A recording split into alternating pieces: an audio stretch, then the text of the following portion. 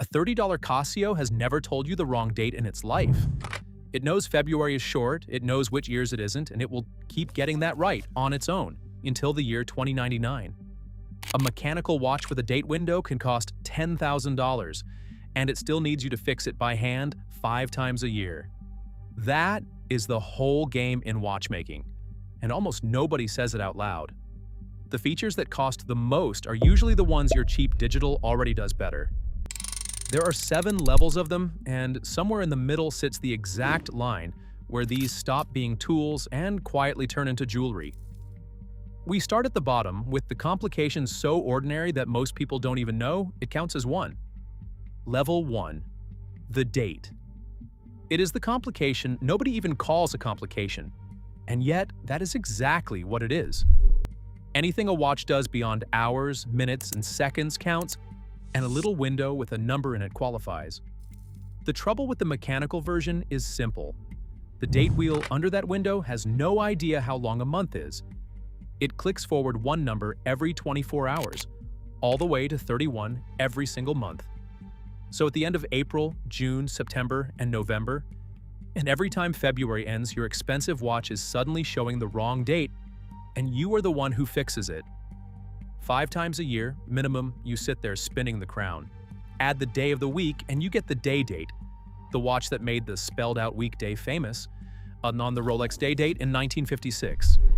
Presidential, prestigious, and it still can't survive a 30-day month without your help. Rolex will sell you one for the price of a used car, and it will still trip over February like every other mechanical watch on Earth. Now compare that to the thing on your nightstand.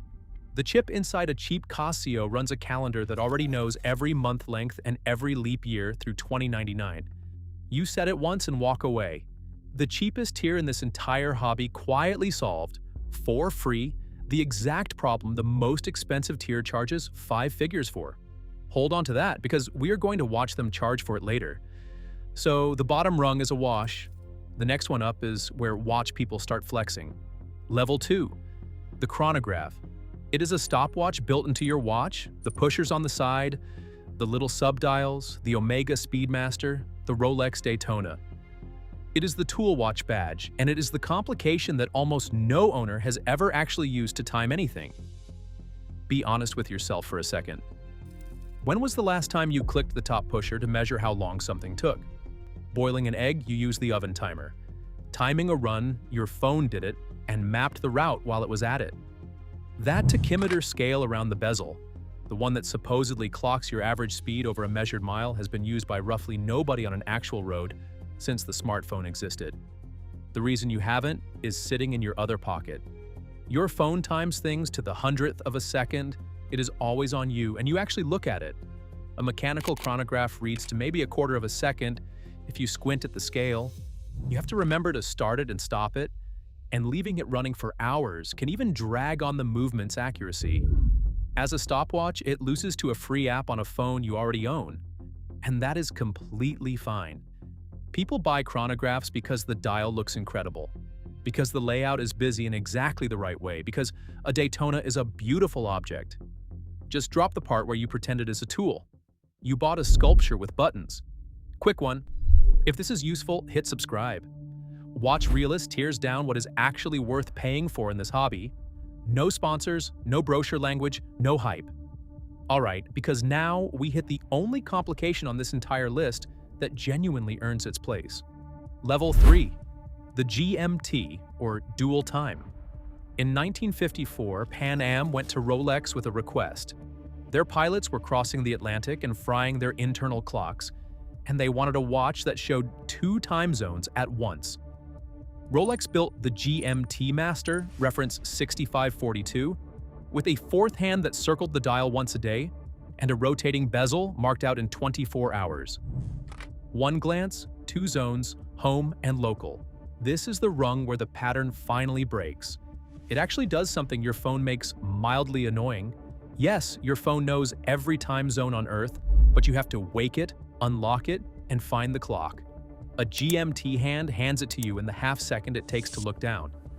For anyone who travels or works with people in other countries, that is a real, repeatable daily use. You land somewhere new, you do not touch a thing. And home time is still sitting right there on the dial. So you know in one look whether it is a sane hour to call.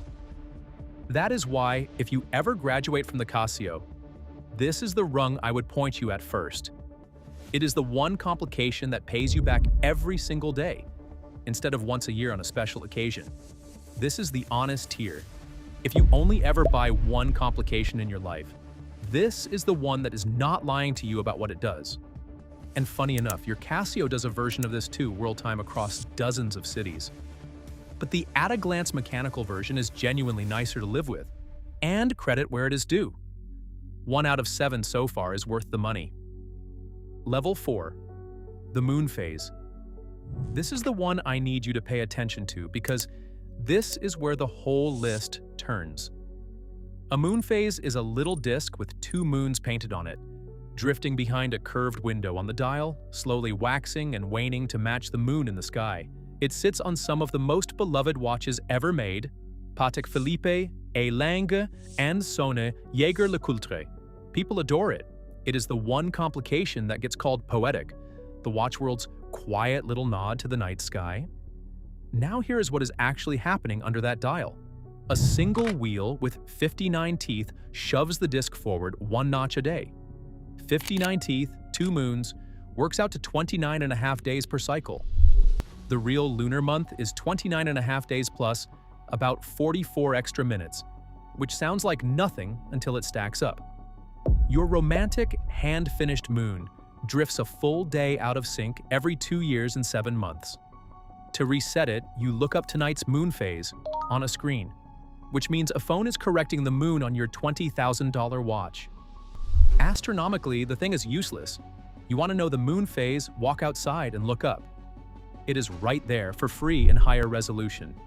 And yet people pay enormous money for it, and honestly, I get why. So here's the line, the one I told you to watch for at the start. Everything below Moonphase was a tool that turned out to be jewelry. Everything from here up is jewelry that has stopped pretending. From this rung on, you are not paying for function anymore. You are paying for romance. And the most expensive, most worshipped piece of romance in all of watchmaking is waiting at the top of this list, built to fix a problem that does not exist. So from here up, we are paying for romance and for cleverness. Level 5 is the cleverness, perpetual and annual calendars. And the engineering here is, no joke, brilliant. A perpetual calendar is a purely mechanical movement, gears and levers and cams, that somehow knows April has 30 days, that February has 28, and that every 4th February has 29.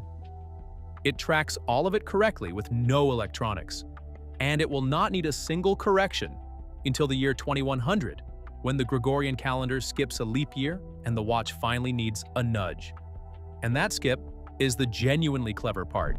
The year 2100 divides cleanly by 4, so by the simple rule it should be a leap year, but the real calendar skips it, because century years only earn a leap day if they divide by 400. A mechanical perpetual calendar bakes that obscure little exception into brass and steel and gets it right for the better part of 100 years. Decades of perfect dates out of a machine with no battery and no chip. The annual calendar is the slightly simpler cousin, invented by Patek Philippe in 1996. It handles the 30 and 31-day months on its own but does not understand February, so it asks for 1 correction a year. As pure mechanical achievement, this is some of the most impressive work in the building. And now the part that should sting a little. The 30-cent quartz chip in your Casio does the identical job. Same result, every month length, every leap year automatically for the price of nothing. A perpetual calendar is hundreds of hand-finished parts performing a calculation a child's calculator watch does without thinking. It is the most beautiful, most expensive way to solve a problem that quartz made trivial 50 years ago. Remarkable engineering, pointless function, level 6.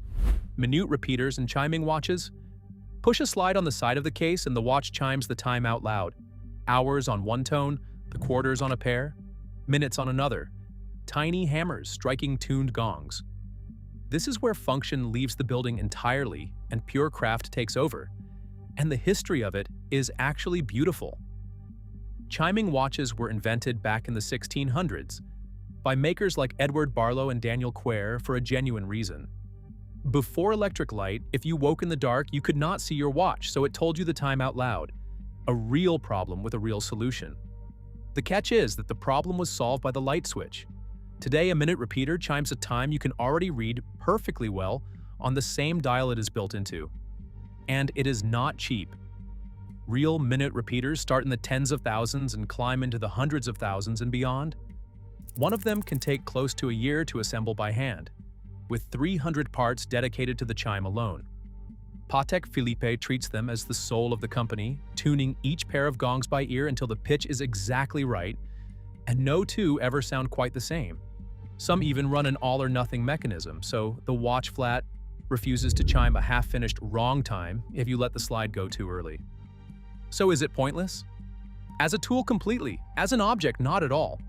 This is watchmaking as music box, as sound sculpture, and the best of them are breathtaking. Nobody buys this to tell the time. They buy it to own something almost nobody alive can make. Level 7. Tourbillons and grande complications. In 1801, a watchmaker named Abraham Louis Breguet patented something genuinely ingenious. Back then, every watch was a pocket watch, and a pocket watch spends all day standing straight up in a vest pocket. In that one fixed vertical position, gravity drags on the balance and the hairspring the same way for hours, and the watch runs a touch fast or a touch slow. Breguet's fix was to drop the entire escapement into a tiny cage that slowly spins, a full turn every minute, so the gravitational error rotates through every position and cancels itself out. For a pocket watch in 1801, that was a brilliant answer to a real problem. Now look at your wrist. It is moving all day. It tilts, it swings, it changes angle every few seconds, which means the gravitational error a tourbillon corrects already averages out on its own, just from you being alive and wearing the thing. The problem it fixes is a pocket watch problem, and you do not own a pocket watch. So here it is, the most prestigious, most expensive, most worshipped complication in all of watchmaking, correcting an error that barely exists on the object it is bolted to. It is the purest example in the entire hobby of paying the absolute most for the absolute least. And a grande complication is just the maximalist version of that idea, stacking the whole catalog into one case at once. A perpetual calendar, a chronograph, a minute repeater, and a tourbillon all fighting for the same few millimeters, at prices that run from the high six figures clear into the millions. And the wild part is that the spinning cage is mesmerizing, and everyone in the room knows exactly what it costs. Status and art. That is the whole pitch, and at this level, that is honestly enough. So go back to the $15 Casio on your nightstand. Without you lifting a finger, it nails the date, it runs a perfect calendar to 2099, it has a stopwatch, it tells you the time in Tokyo and in London. The bottom 4 levels of this entire list, done better, done automatically, done for free. Everything you spend money on as you climb past that, the moon disc, the chiming gongs, the spinning cage, buys you craft and history and romance instead of accuracy or function. And there is absolutely nothing wrong with that, as long as you walk in knowing that is the trade you are making. The industry sells most of these as tools. 6 out of 7, they simply are not. They are jewelry with a great story, and the story is worth paying for if it is the thing you actually wanted in the first place. So tell me in the comments, which level is the one you would actually put your money on? Mine is level 3, and I think you already know why.